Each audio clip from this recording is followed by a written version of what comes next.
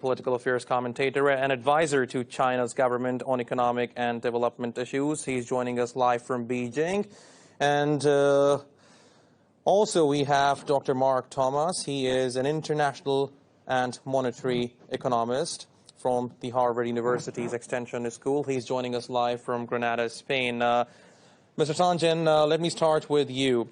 China has done a tremendous job in containing the outbreak of the novel coronavirus. Now, the next job in line is to recover the economic losses. Please tell me, what is the plan? All right. As I was saying earlier, there are three factors at work here. The first one is the spat between Saudi Arabia, in essence, and Russia over oil pricing. That has been an accelerant in this situation. The second is the coronavirus itself, COVID-19. This has led to doubts and fears about the economic recovery, how long it will take, how governments will respond to it. The next one is the underlying weakness in the existing markets. What I'm talking about is economists have been expecting a recession to be oncoming. The pricing of assets was too frothy, too high. There was no underlying reason for it. The yields were too low. It was not sustainable. So at this point, you have these three issues, and they're compounded by the fact that the U.S. and Europe are not in a position to lead in this particular economic crisis. In essence, we have an economic stampede, which is affecting the whole world.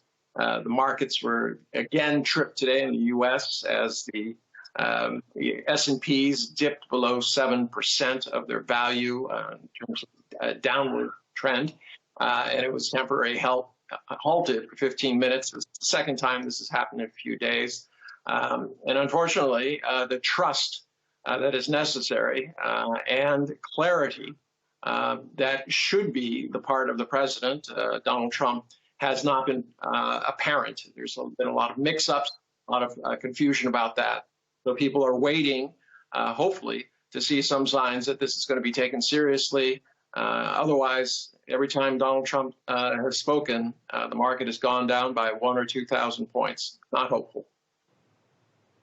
So let me come to you. So far, we have already seen many adverse effects of the novel coronavirus on global economy. Please tell me, what is your speculation? How much of an impact this is going to have on global economy? It will precipitate a recession. That's clear. The question is how deep the recession, how serious the recession is going to be. So far, if the coronavirus spread will be at the same pace as it is right now, I don't expect that there will be a severe recession. First of all, if you have noticed, the numbers are telling us that half of those who have been infected have already been recovered. They have already recovered.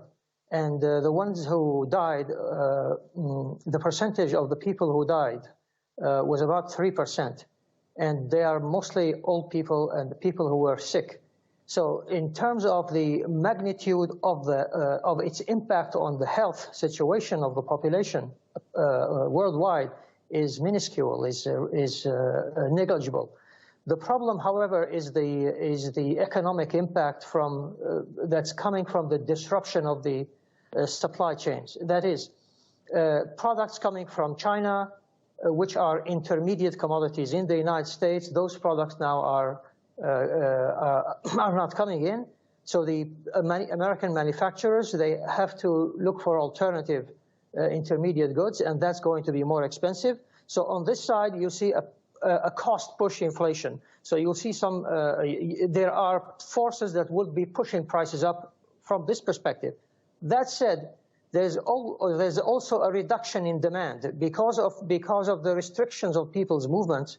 Their demand of everything across the board will be declining except for food.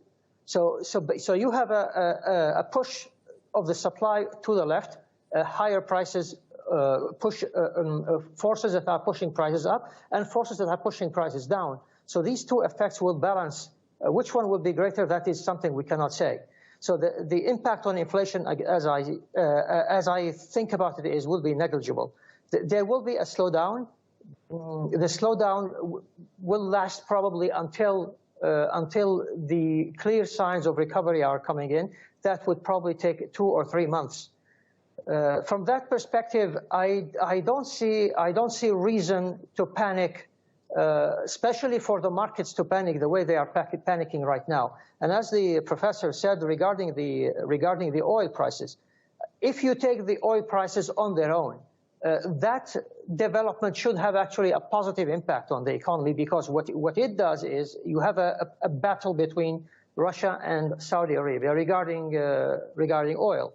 So both of them are reducing their prices, are slashing their prices. So you have a reduction in the prices of oil, which means reduction in the price of energy. Now everybody loses energy. Everybody uses gasoline, they uses petroleum. So a reduction in the price of energy should lead to savings, so people will have more money to spend elsewhere. Now, some people are saying that may be so on its own. That, however, has a negative impact on the U.S. banking industry. Now, that may be so. Again, maybe, yes, some of these companies, especially the fracking industry, has borrowed a lot of money from the U.S. banks.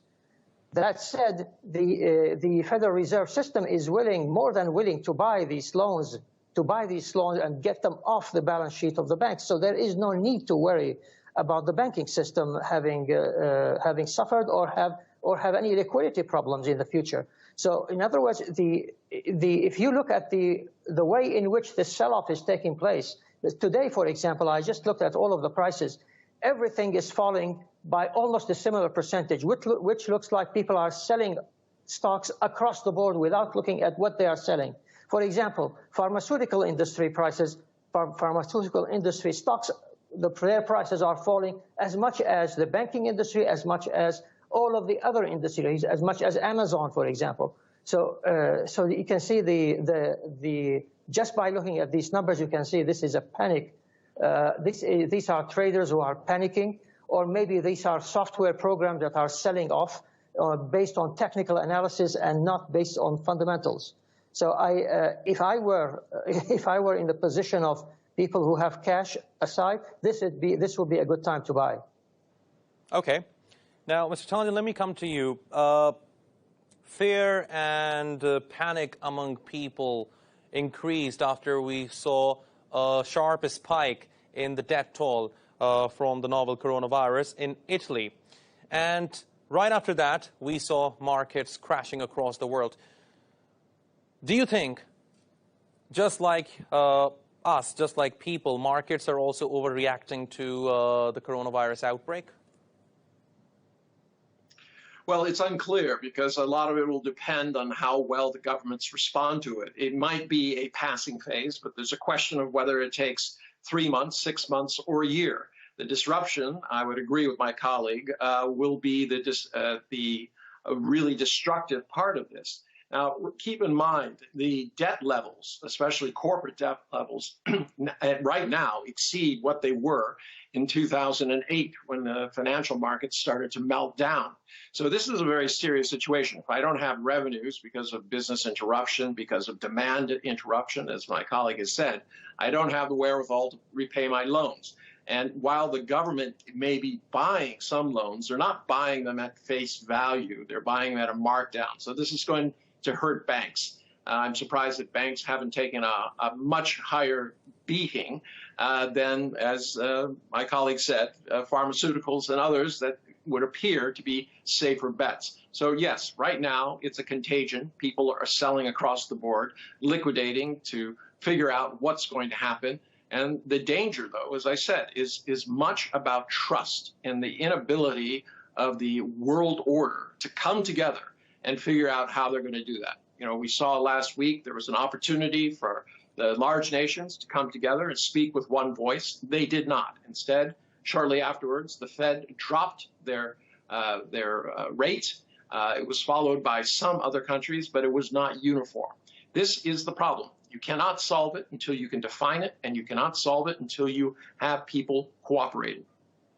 True. Now, Mr. Tandon, let me add one more question here. Of course, I understand it is hard to speculate at this point because the novel coronavirus is spreading at a rapid pace, and still we don't know much about the virus. My question is, how long would it take for economies to recover in countries such as China and the United States? China is perhaps a little bit different than the United States because the U.S. Imports so much. It is subject to the vagaries of the supply chain economy that exists. China is a little bit different in the sense that it has a very large market, e.g. demand. And assuming the government, Chinese government, moves to maintain that by making sure there's enough liquidity and people don't lose their jobs and have wages, they should be okay on that front. They also have the ability to manufacture. So within the country itself, they have both demand and supply. So they're a little bit better off. I'm not saying that it's going to be rosy, but it's reflected in the pricing that we see in the markets. You'll note that China is down less than 1%, where other bourses are down 20 and 20+% almost across the board. Okay, now, Dr. Thomas, let me come to you. The U.S. Central Bank has slashed interest rates in order to make borrowing cheaper and encourage spending. Is that going to work? No, unfortunately, that is monetary policy at this point is useless. What they need to do is they need to stimulate fiscal policy, because people are not going to spend more because of the coronavirus. People are not going to start to spend more because the Fed reduced the rate by 50 basis points. I mean, that's not how consumers react. People are worried. So they don't want to go to vacations. They don't want to spend unnecessarily because they want to save their money for some emergency situation. So in these kind of situations, it is the government that should step back in order to stimulate spending. So private spending, while private spending is going down, government spending should go up to balance the two. The question is, on what should the government spend? I mean, in the U.S., there is an opportunity to. I mean, there are many avenues the U.S. can take to compensate for the reduction in the private spending. There are infrastructure that need to be fixed. There are many possibilities that that government programs could compensate for that fall. But so far, we haven't seen it. I mean, what we need now is Congress to get together and deliver a package, a fiscal package that would reverse any expected decline in consumer spending. Okay, now, Dr. Thomas, let me add a more political question here. How likely is this coronavirus economic impact going to affect the upcoming presidential elections? Yeah, I believe it will affect. I think this will negatively affect the prospects of President Trump. President Trump has been popular because of the stock market, because I mean, the few steps that he took at the beginning and the fact that he is generally pro-business, anti-regulation, that created a positive atmosphere for stock prices to rise. Only a positive atmosphere, I must admit. At the beginning, especially, there was nothing done. I mean, the stock prices were rising right before he even took office. So that needed to be justified later on. Because stock prices were overpriced, so the stock market was waiting for an excuse for a sell-off to be triggered, and that happened with the coronavirus. But I think it is a totally overkill reaction. That said, I believe the problem in the U.S. I mean, the U.S. has been lucky that the virus didn't start spreading in the United States and it spread somewhere else where the U.S. could take some precautions, because you have millions of people, approximately 50 million people in the United States don't have access to health insurance. And you have people who are many other millions that are underinsured, meaning they have only catastrophic health care. Now, what do you think people will do when they have no health insurance? If somebody is feeling uncomfortable, he's not going to spend $300, $100 just to pay the doctor and hundreds of dollars for blood tests. He's not going to do that. He's going to stay home, and that will increase the risk. So we have a problem of lack of health insurance in the United States, and that's what people have to realize. So because of that, Democratic candidates such as Joe Biden or Bernie Sanders may gain more steam. They may gain more popularity because they are, or at least Bernie Sanders, they say that universal health care should be a right for everybody. I mean, this is a point where you could make that health care has to be universal so that everybody is protected, because it doesn't make sense if I have health care and my neighbor doesn't. And if something like this takes place, all of us are going to be infected.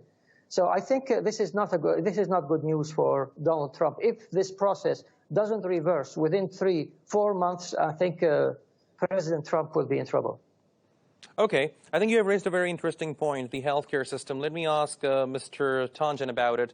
Now, Mr. Tandjan, to what extent did China's healthcare system help China in containing the outbreak and its economic impact?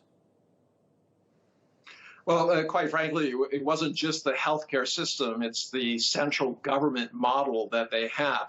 As soon as they took over the crisis from the local authorities in Wuhan, they moved very swiftly. Testing was done not based on your ability to pay, but simply on the need to identify those people who had it. So it was very much a pragmatic approach. They've done incredible things. I am here in Beijing, so I firsthand witness to this. They make sure that anywhere you go in or out, they test your temperature, they take your phone number and your name so that they can figure out whether you're in a chain of contagion. And they will contact you if that happens and ask you to stay at home for a few days to 14 days. Or if you do, in fact, become sick, they'll ask you to go to a center where you can be taken care of. So in essence, they had the right approach to this. And I would agree with my colleague about this being very different in the United States. In terms of Donald Trump, I do believe this is the end of his reelection campaign. He will try his best to kind of divert attention from the issues, but it's going to be almost impossible to do this because they seem unprepared, mixed messages. So at this point, I am a little bit concerned more about what the Democratic candidates, whether it's Bernie Sanders or Joe Biden, what their plan is.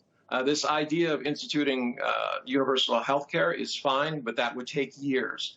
The idea of starting construction projects to shore up the U.S.'s aging infrastructure, very necessary, but that would take years, literally, to do the planning, get the permits, and get things, as we call, shovel ready to go.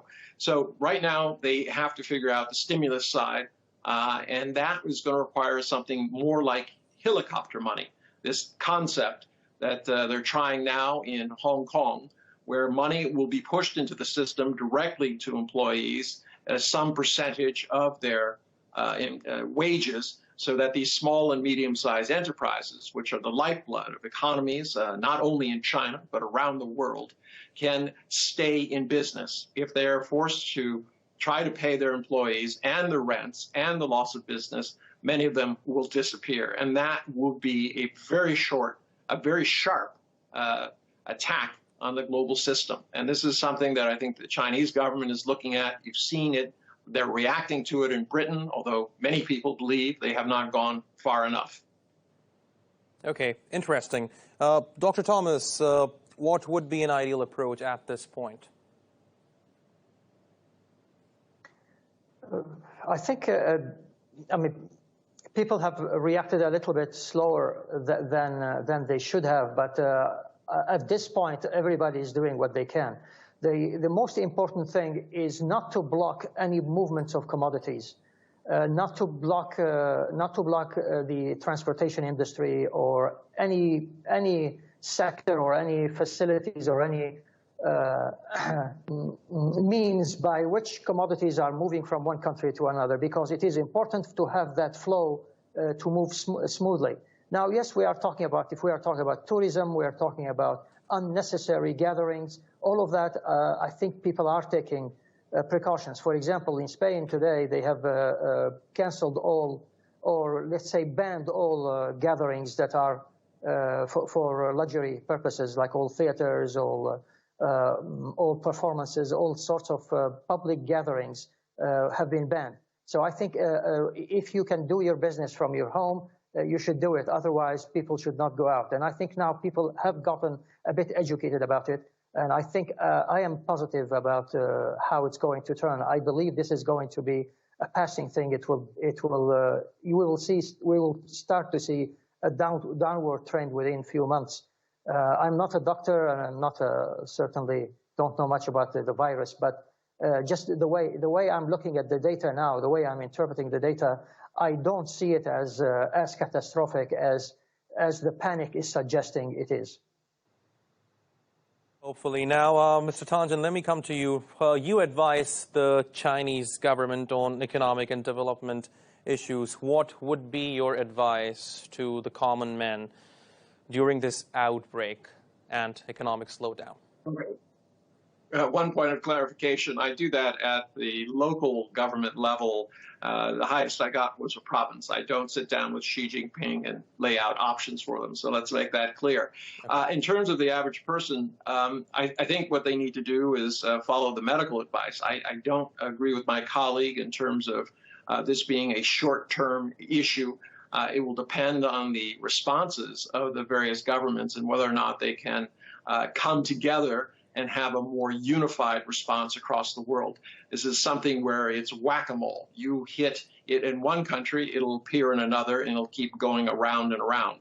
That's what's happening in China now. The cases that are coming up in China are due from people coming back to China from other places. So some sort of unified approach is necessary. Individuals, it's very, very difficult. I would love to say that people should continue spending money, but you can't spend money when you don't know what's going to happen. And that's where I'm saying that it's really dependent on governments to make sure that people keep their jobs, that these small, medium-sized enterprises are able to continue, that their wages, things. Remember, 80% of advanced society's economy is based on this kind of tertiary. It's all about choice. What kind of clothes you buy, what kind of foods you eat, all of this. When this disappears, it severely impacts these economies. So this idea that this will be short and relatively harmless, I would disagree with. Okay, Dr. Thomas, would you like to respond to this? Well, the fact that we have been seeing people recovering. Like when you see half of the people that were infected have already recovered, from that I am concluding that it is not something that is a terminal. Like if you get this virus, doesn't mean that you are going to die. So if 50% is a recovery rate, and the more we are waiting, the more the people who have been infected are recovering. So the perception of the people regarding this virus is going to change. Yes, so I may get infected, but I will recover. People are not going to continue to panic the way they are panicking right now. So I'm only speaking from the psychological impact. Even if the virus goes around and around, if you know that the chance is that 97% chance that you are going to survive it, I don't think you will be as concerned as otherwise. And for that reason, I think people would if they think rationally about it, they will keep on doing what they are doing. All right, Mr. Einar Tandjan and Dr. Mark Thomas, thank you very much for talking to us on The Brief. We really appreciate your analysis. Here.